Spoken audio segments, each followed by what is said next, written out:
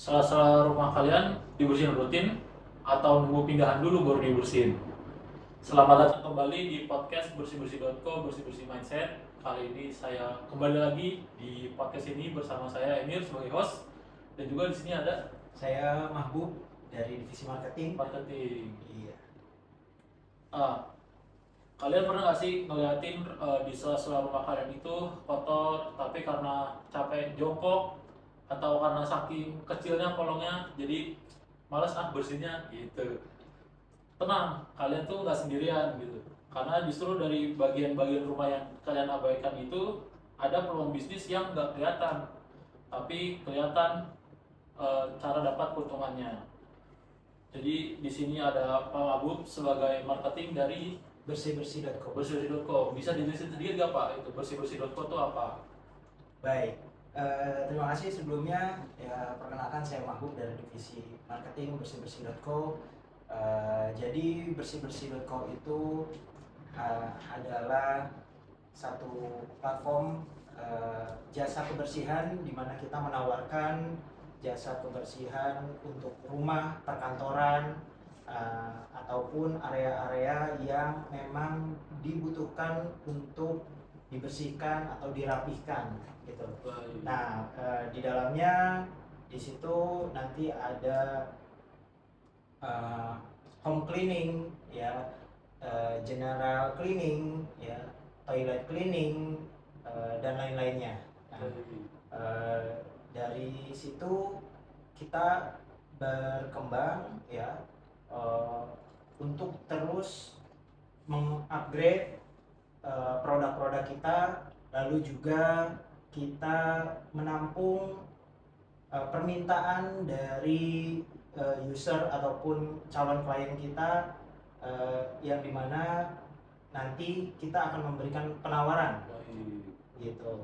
Jadi kalau sebelumnya Pak, tadi kan dijelasin ada detail cleaning, general cleaning itu terbatas untuk dalam rumah saja atau mungkin ada pengusiran hama kayak tikus, nyamuk, atau bisa misalkan kliennya minta saya punya halaman rumputnya udah tinggi, Iya. boleh bisa dipotong, boleh bisa nggak itu Pak? Ke Wah. bersih-bersih.co. Iya, betul, Mas Emir. Jadi kita itu selain dari konsumen rumahan gitu ya, konsumen perkantoran ya, kami juga ada yang individu yang dimana ada permintaan, misalnya rumput rumahnya minta dibabat ya, minta dipotong gitu ya, dirapihkan. Nah, kita juga ada. Oh juga Ya, ada Pak. ada, bahkan ada yang pengusiran hama ya, pengusiran tikus gitu.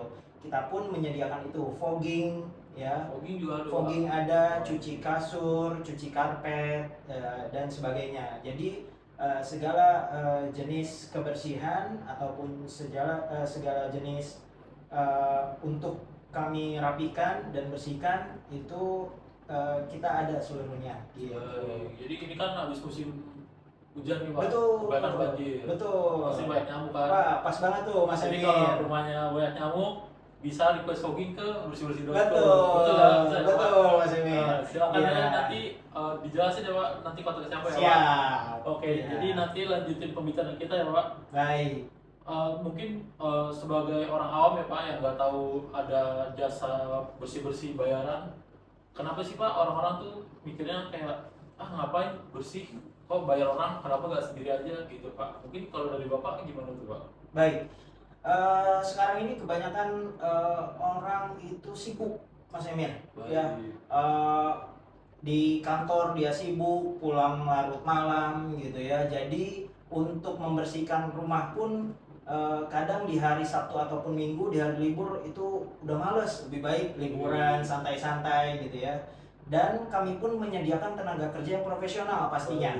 Nah, di mana tenaga kerja yang profesional ini kita berikan untuk konsumen kita, pastinya untuk memberikan pelayanan yang terbaik gitu. Nah, sehingga klien pun kita berharapnya mendapatkan kepuasan gitu terhadap pelayanan yang kita berikan gitu. Jadi itu kan tadi dari sisi klien ya Pak. Iya. Mungkin sekarang kita mulai dari sisi orang yang mau mulai berbisnis di dunia kebersihan gitu. Iya. Pertama tuh gimana sih Pak cara menentukan target pasar gitu Pak.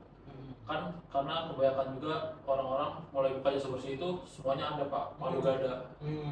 Jadi bersihin lantai ada, ini ada, semua ada gitu. Tapi kan ada semua ada target pemasarannya Pak. Gitu. Betul. Kalau dari bersih-bersih.co sendiri itu pembuatan target pasar itu seperti apa Pak?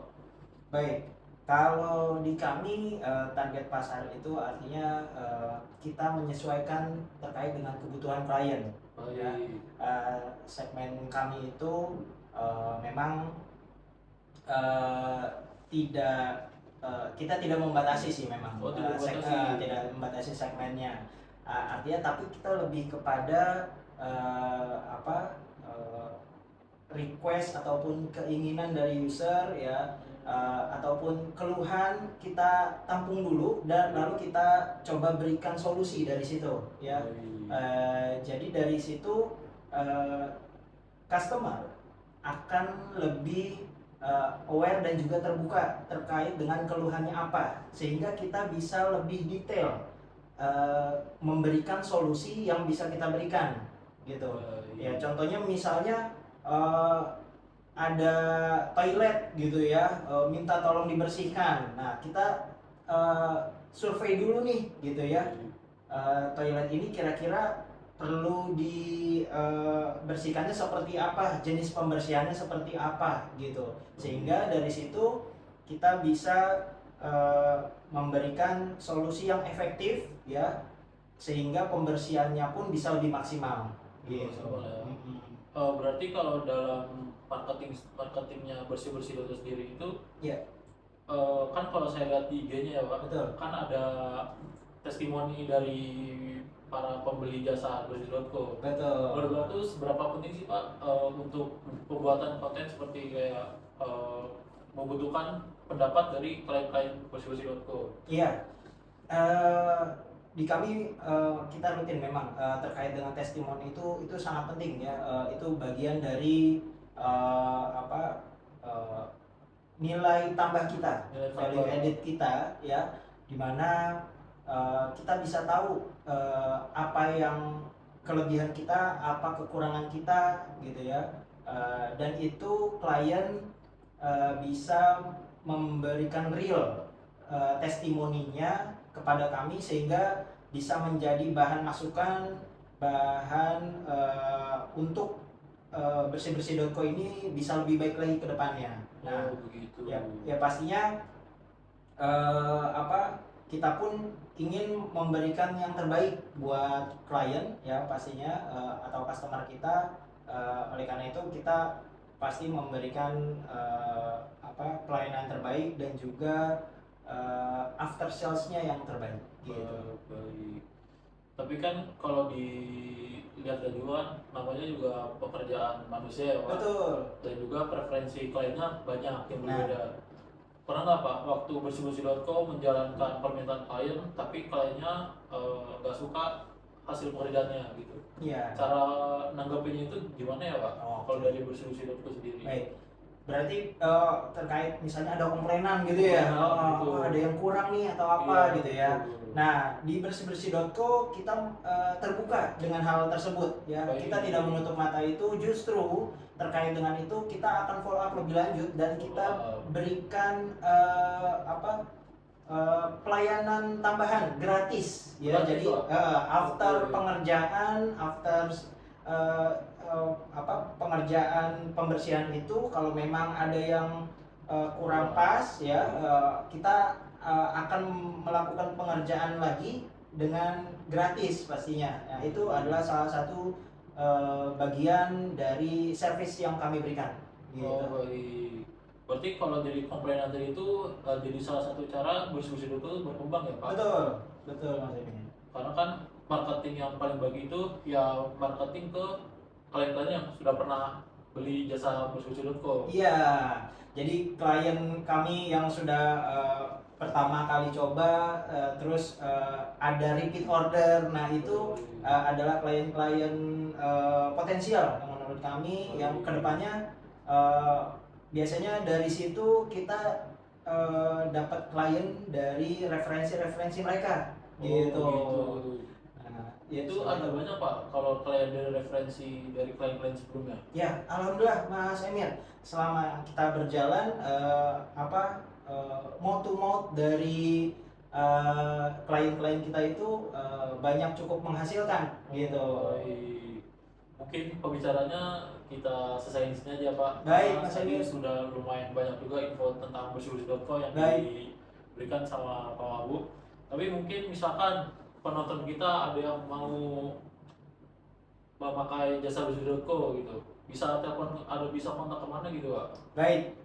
Untuk kontak bersih-bersih.co nanti bisa mampir ke Instagram kita bersih-bersih.co, dan juga ada channel YouTube kita ya di bersih-bersih.co, atau nanti bisa menghubungi kontak WA setelah ini.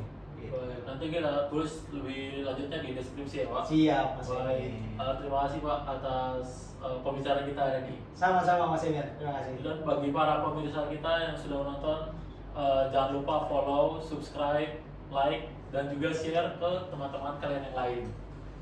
Terima kasih. Bye.